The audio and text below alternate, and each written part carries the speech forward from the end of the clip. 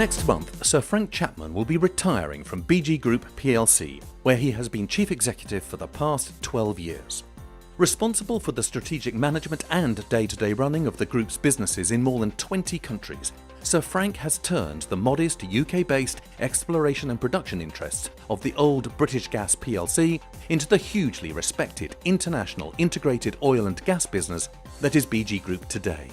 The value of the company has grown fourfold in Sir Frank's time as CEO, now standing at some $60 billion.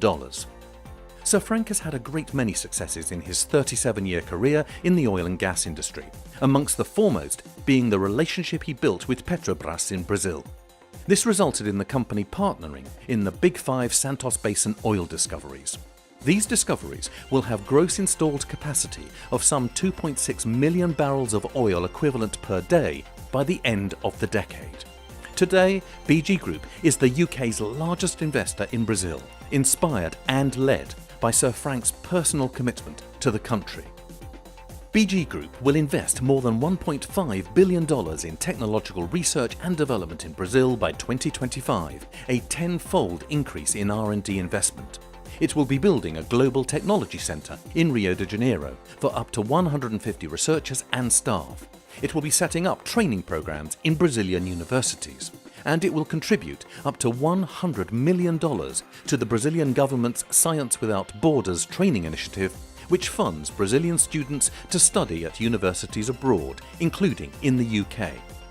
It is not just Sir Frank's inspiring leadership and meticulous management skills that have ensured his success, but his values, to which colleagues, partners and stakeholders alike testify.